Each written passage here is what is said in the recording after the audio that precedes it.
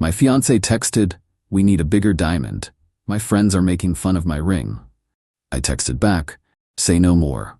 Then I returned the ring, got a full refund, and blocked her number. The next post in her group chat wasn't about me. I, 28 male, was having lunch at my desk when the text came through from Isabel, 26, my fiancé of 3 months. "We need to talk about the ring. My friends keep making comments and honestly, it's embarrassing. Qley's ring is 2 carats and mine looks like a promise ring next to hers. I know you can afford better. You just bought that stupid gaming computer for $3,000. I need you to upgrade this ASAP." I stared at my phone for a solid minute. The ring she was complaining about? 1.2 carats, VS1 clarity, ideal cut. Cost me $8,500. Took me 6 months to save for it while she kept hinting about proposals. But sure, it was embarrassing. I texted back, "Say no more." She sent back heart emojis and, "I knew you'd understand. Love you, babe." I understood perfectly. Left work early, drove straight to the jeweler. The manager recognized me. I'd only bought the ring 2 months ago. "Everything okay with the ring, sir?" "Perfect condition. I need to return it." His face fell. Did she not like it? She loved it.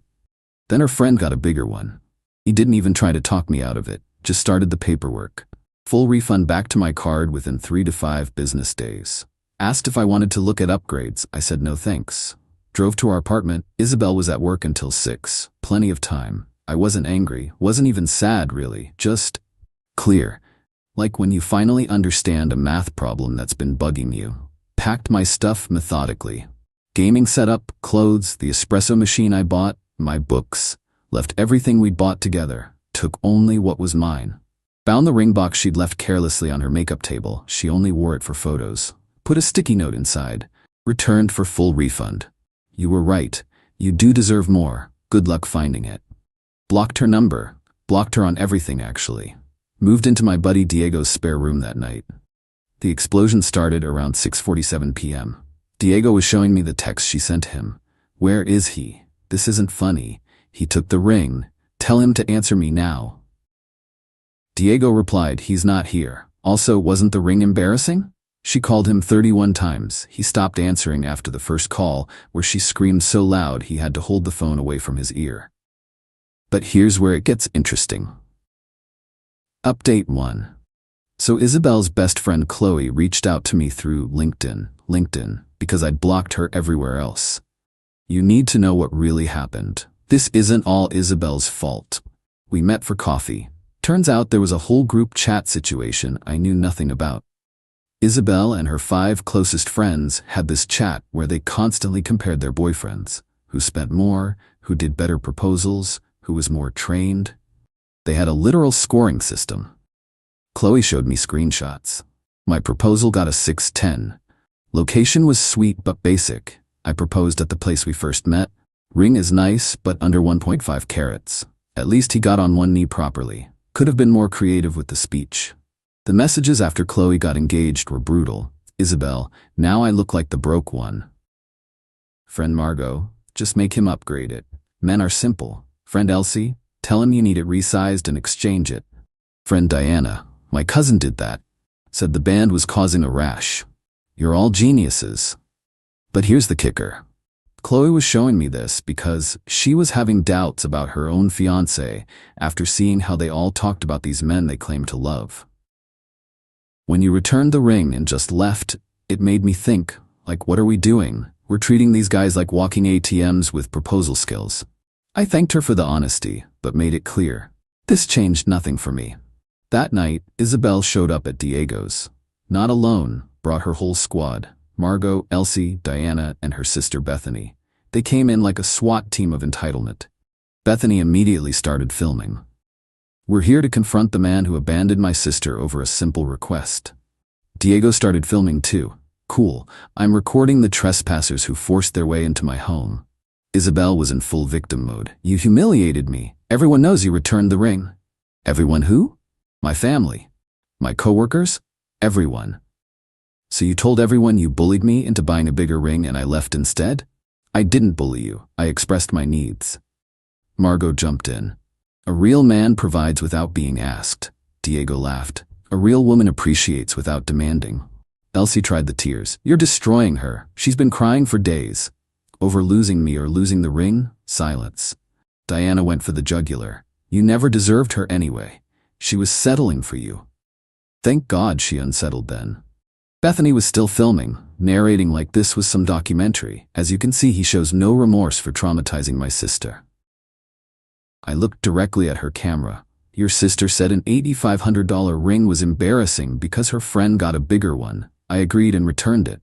Now she's mad about the consequences of her own actions. Trauma? That's literally just accountability. They left after more yelling. But not before Isabel delivered her ultimatum. If you don't come back with a 2-carat ring by Friday, we're done forever. We're already done. I ended it when I returned the ring. You can't end it. I didn't agree to that. That's not how breakups work. I'll sue you for emotional damages. Diego actually snorted.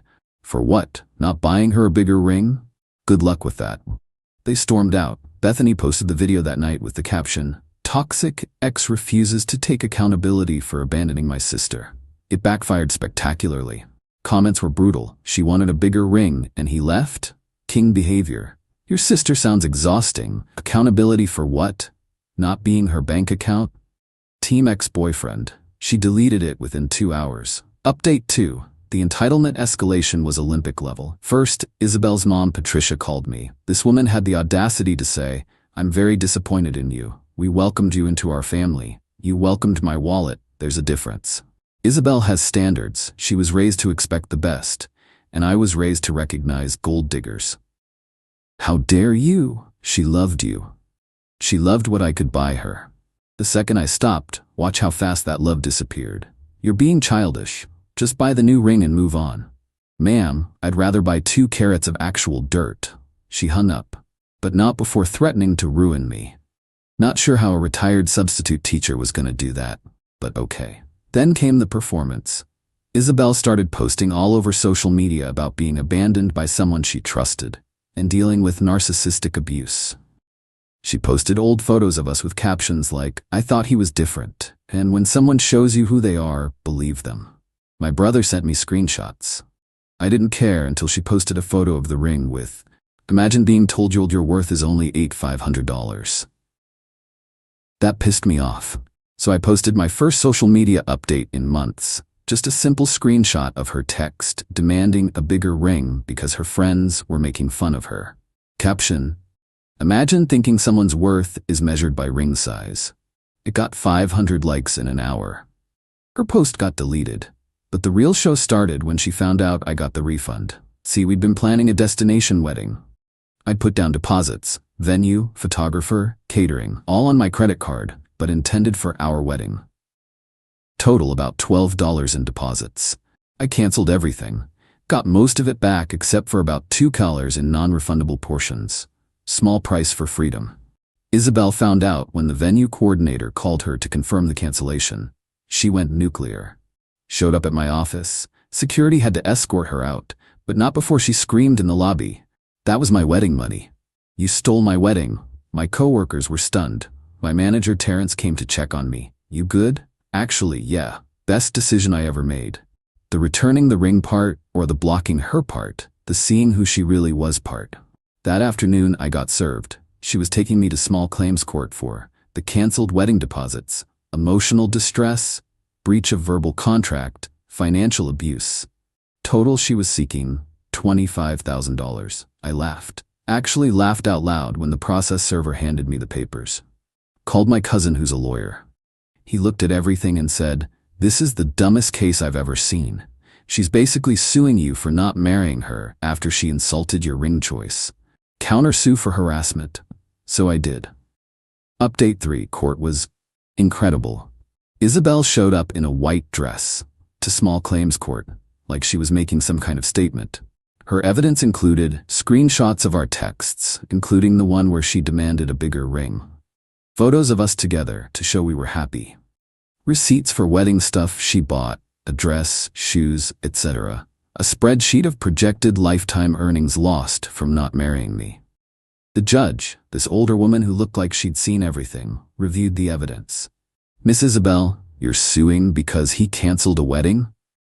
He promised to marry me, then abandoned me over a simple request. The request to buy a more expensive ring because your friends made fun of the first one? That's taken out of context. What context makes that better? I swear everyone in the courtroom tried not to laugh. Isabel's mom spoke as her witness. He traumatized my daughter. She's been in therapy. Judge, when did she start therapy? Last week. After filing this lawsuit. Yes, my evidence was simple. Her text demanding a bigger ring, the receipt for the original ring, the return receipt, documentation of her harassment, the video her sister posted of them forcing their way into Diego's place. The judge took maybe 10 minutes. Miss Isabel, you have no case. You cannot sue someone for ending a relationship, even an engagement. You cannot sue for wedding deposits that were paid by him. You cannot claim emotional distress when your own messages show you initiated the conflict. Case dismissed. But what about my dress? You bought a dress, that's your choice. He didn't force you to buy it. This is sexist. This is consequences. Case dismissed means we're done here. But wait, my counterclaim. The judge reviewed the harassment documentation. The 31 calls to Diego, the scene at my office, the social media posts, the threatening messages from her family. Mr. OP, I'm granting a restraining order. Miss Isabel and her immediate family must maintain 500 feet distance and cease all contact. Any violation will result in criminal charges. Isabel lost it. You can't do this. I loved him. Funny way of showing it. We're done here. Outside the courthouse, Patricia tried one more time. You've ruined her reputation. No one will want to marry her now. That's not true. Someone will marry her. They just won't know what they're getting into until it's too late. Like I almost didn't. Bethany was filming again. This is what happens when weak men can't handle strong women. I looked at the camera. This is what happens when entitled people face consequences. Diego, who'd come for moral support, added, also, your sister owes me a new doormat. Her fake designer heels scraped it up. Final update. Life got interesting after court. First, Isabel tried to get around the restraining order by having mutual friends message me. That stopped when I reminded them that coordinating contact for someone with a restraining order is also illegal. Then the group chat imploded. Remember Qley, who showed me everything? She called off her engagement after her fiancé found out about the scoring system. He saw the screenshots during the court case. I'd submitted them as evidence. They became public record. The other girls turned on each other. Margot's boyfriend dumped her after seeing she called him barely a 7 but with good credit. Elsie's man found out she was planning to baby trap him for better financial security. Diana's boyfriend discovered she had a backup boyfriend she was cultivating. The group chat leaked fully when Diana posted everything online in revenge for being blamed for the leak. Turns out, they'd been doing this for years. Rating men, planning manipulations, sharing strategies for getting more expensive gifts. But here's the beautiful karma. Isabel's job found out about everything. See, she worked in PR. Her company wasn't thrilled that their employee was all over social media in a viral story about gold digging and entitlement. They didn't fire her, but she got demoted to an internal position with no client contact. She tried dating apps. Someone always recognized her as ring girl and unmatched. Meanwhile, I started dating Penny, a teacher I met at a bookstore. First date, she insisted on splitting the bill. Second date, she cooked dinner at her place. Third date, she saw a Reddit thread about the whole drama and said, "Wait, this is you? That's hilarious. Your ex was insane." We've been together 8 months now. She wears a $50 silver ring I got her at an art fair because she liked the design. Posted it online with, "It's perfect." No carat count, no comparison. Just appreciation. The best update, last week Qley sent me a message. Thought you should know, Isabel got engaged to some crypto guys she met in Vegas. She's been posting about her 3-carat ring non-stop. The comments are all laughing emojis because everyone knows it's fake. The diamond and the crypto. I checked out of curiosity. The ring was massive. Suspiciously massive. The kind of ring that's either $80K or $80. Given that her crypto millionaire fiancé drives a 2008 Honda Civic and lives with roommates, I'm guessing the latter. Her mom Patricia commented, "So happy my baby got what she deserves."